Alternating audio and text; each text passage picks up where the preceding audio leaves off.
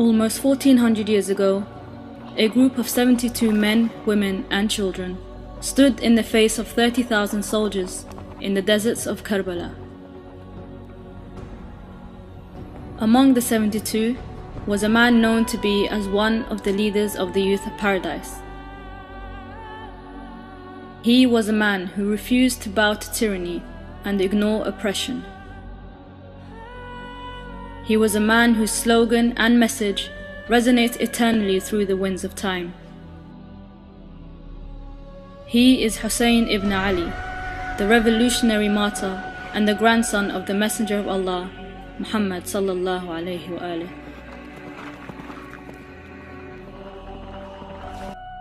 To understand the importance of Imam Hussein, we need to go back to the time of the Prophet himself, because the Prophet designates his successor as Ali to lead the community.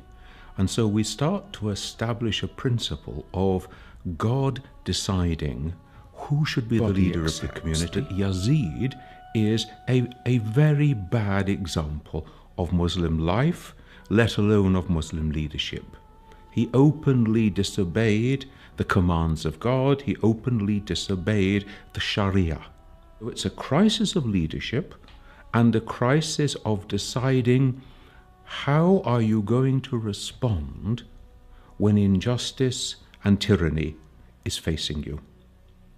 Now, we have here a hadith of Prophet Muhammad which enables us to get a sense of the importance of this.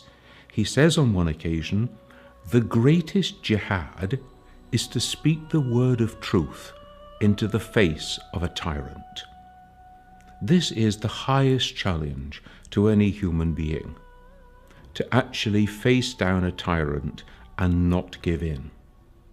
So this is what's going on in the mind of Hussein in Medina with his community, and he knows that in a very short period of time he is going to be faced with the demand to make an oath of allegiance to Yazid, who he knows to be a totally unworthy person to lead the community. Something dramatic has happened in the Muslim community at this stage. We're not even yet 50 years after the death of the Prophet, and we are about to see the Prophet's own grandson being massacred. The night before the battle, Imam Hussein gathers together his people and says to them, look, tomorrow we're going to be attacked. Please, it's me they want. Go away, leave. And they respond, we won't go, we will stay, we will die with you. And now we see another huge human dimension of the question. What do you do if you are the supporter of an upright, honest, just person who is facing injustice? Do you stand with him, even at the cost of your own life? Or do you run to save yourself? Now remember, none of these people knew what was going to happen. So we're not only talking about them being willing to sacrifice their own life, but also the lives of their women and the children. Is there anything in life worth dying for?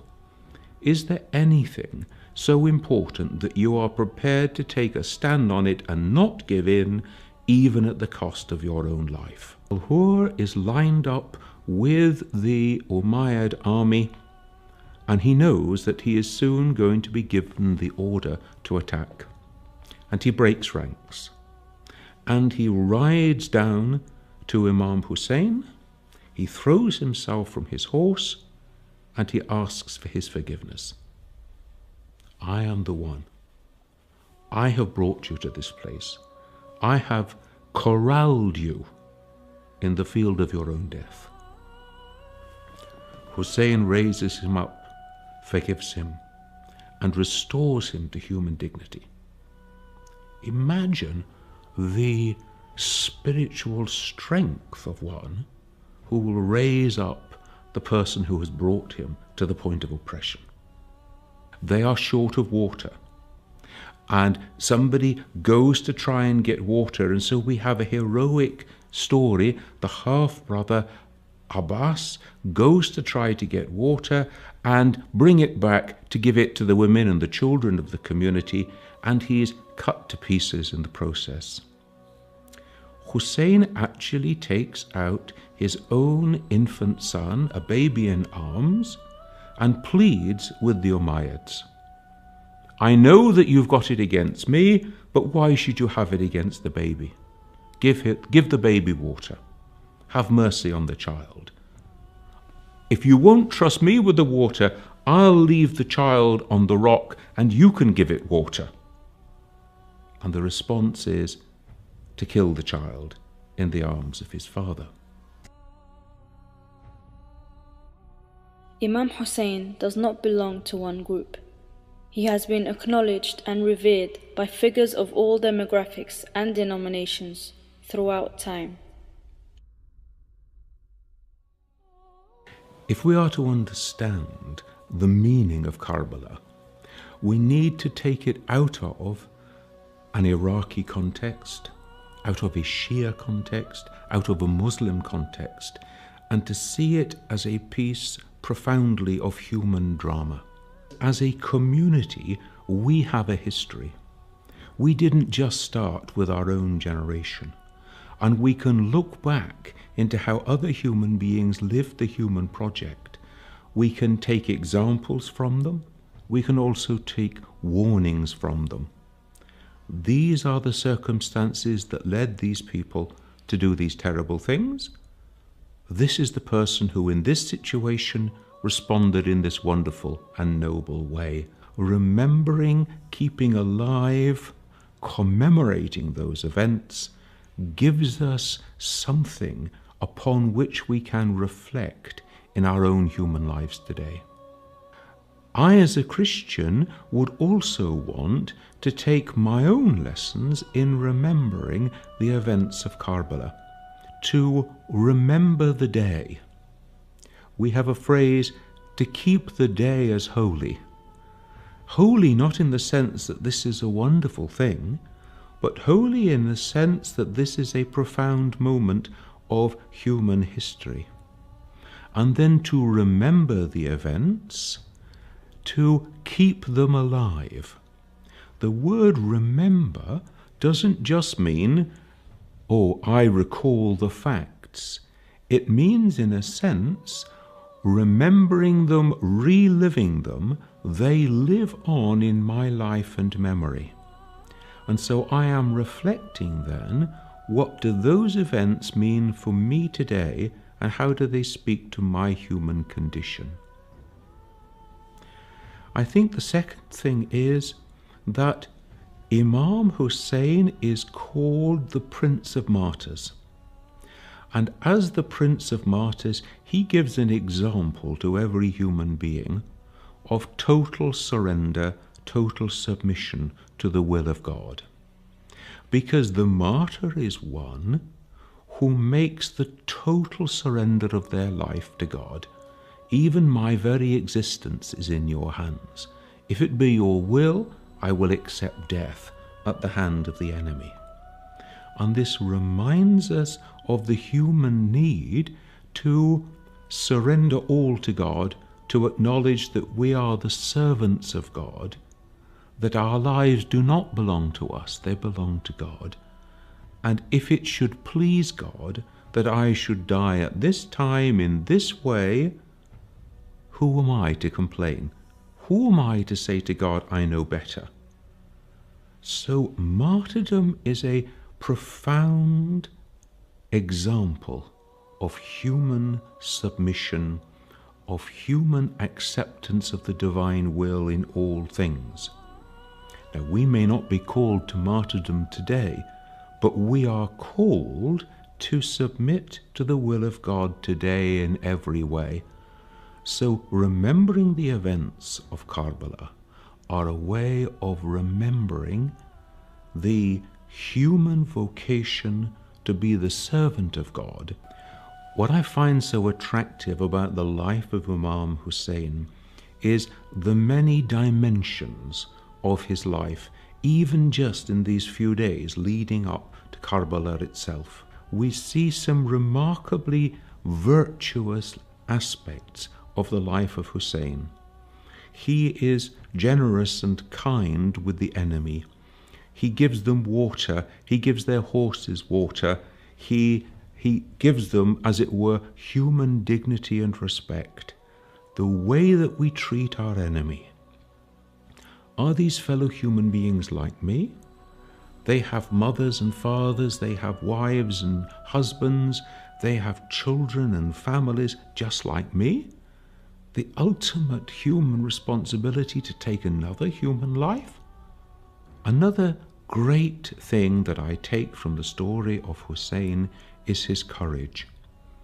It's easy to talk, but when you're actually waking up to face the field of battle, facing certain death, facing an uncertain future for the ones that you love, for your wives and the children of those who stand with you, it takes courage to stand your ground.